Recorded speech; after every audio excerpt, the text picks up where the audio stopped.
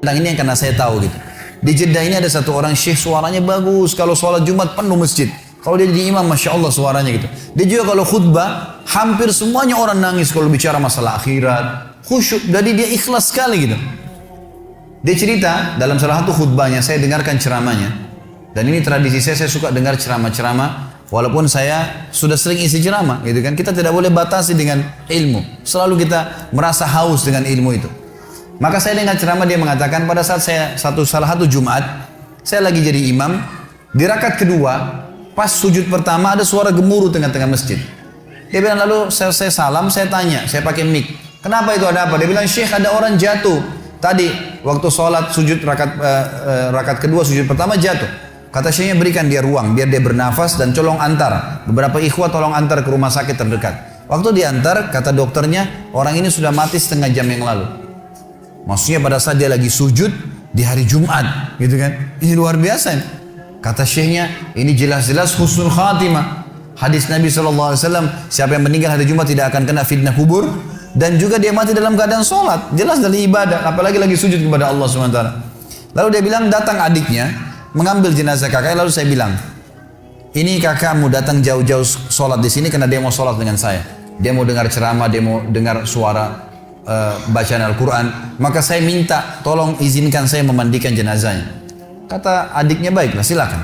Datanglah Syekh ini ke rumahnya, dimandikan jenazahnya. Kemudian malam takziah pertama, dan disunahkan 3 malam takziah. Malam takziah pertama kata Syekhnya, setelah selesai jamu tamu-tamu semua, gitu kan, tamu datang mendoakan, mereka membawa makanan lalu mereka pulang. Lalu kata Syekhnya, saya tanya adiknya, kakakmu ini sebenarnya apa sih perbuatan amal dia yang paling menurut kamu Allah ridhahi sampai Allah tutup dengan husnul khatimah begini? Dia bilang, Syekh, kami punya orang tua, ayah kami sudah meninggal, ibu kami masih ada hidup, dan kami 6 orang bersaudara semuanya bakti dengan ibu kami. Tapi kakak saya ini punya kelebihan plus. Setiap kami datang ke rumah ibu kami pasti dia yang paling pertama ada. Sisirin rambutnya, aturin bajunya, laki-laki ngurus gitu, orang tuanya, ibunya dirawat betul sama dia. Dia bilang sampai kalau sisirnya patah dia yang gantiin, sampo, sabun semua dia yang siapin, semuanya diperhatikan. Maka kata Syekhnya, pantas Allah tutup dengan husnul khatimah, pantas Allah tutup dengan itu. Dan teman-teman, apa yang melarang anda mengirimkan misalnya dari Bali di sini atau dari Denpasar ini ada rezeki, kirimkan ke Jawa, keluarga kita tahu di sana ada sampo, tahu di sana ada sabun, tahu. Kenapa kalau kita paketin dari sini khusus buat mereka? Maka luar biasa, mungkin kita korbanin 500 ribu, 300 ribu, teman-teman sekalian sudah cukup orang tua kita mendoakan kita seumur hidupnya.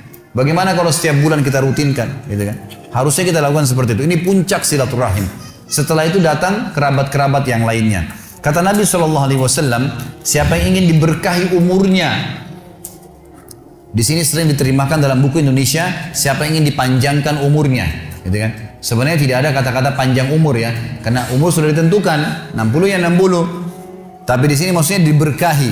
Jadi kalau dia punya 60 tahun, dia sering silaturahim, dengan ada orang lain punya umur 60 tahun tidak silaturahim, kita temukan yang sering silaturahim ini akan berkah hidupnya. Sudah banyak bangun masjid, sudah banyak kegiatan-kegiatan sosial, Allah berkahi umurnya.